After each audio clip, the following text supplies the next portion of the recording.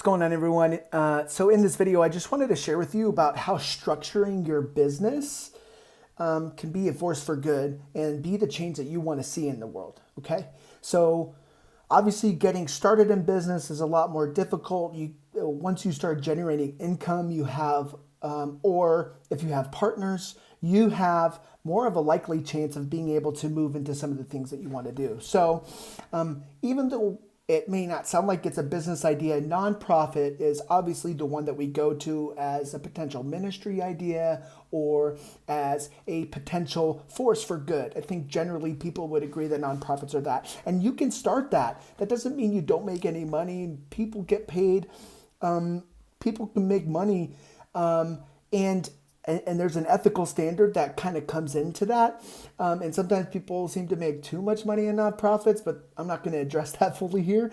But generally speaking, we would see nonprofits as a good force. But what about for-profit companies? For-profit companies have different strategies, right? So you can have partnerships where you're starting a company with a few different people and everybody's able to profit off that. And as the business grows, you move into other different spheres. So you have sole proprietorship, partnerships, limited liability, corporations, and then publicly traded companies. And so can these companies be forces of good? And the answer is yes, they can be. Are they perfect? Unfortunately not. I'm sorry about that. But they can be forces of good.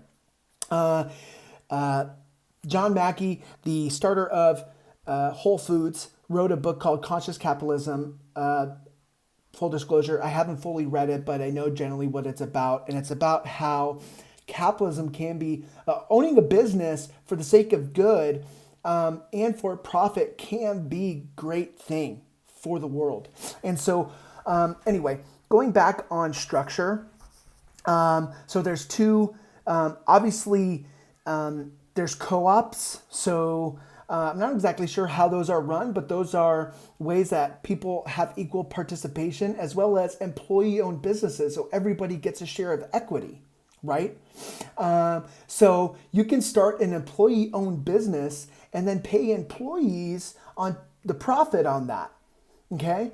Now, actually, that's how Amazon got started. And they obviously blew beyond the ability for just the employees to be able to cover the cost of their growth. So they end up becoming a publicly traded company, which is great too, because the public can own companies. Now, I know that sounds like maybe a far-fetched idea to you, but just essentially think of, we can own parts of that company. And for owning one share in a company, you are asked to participate in voting. You have voting rights in many of these companies to say who are directors, who's leading these companies. And so with those, that share, you can vote. And that gives you power, that gives you opportunity within those companies. It's something we don't know, and sometimes maybe the financial industry doesn't want us to know because the people who are managing our accounts end up being that vote and stuff like that. And rightfully so, they may have a better understanding of that, but it puts power in your hands.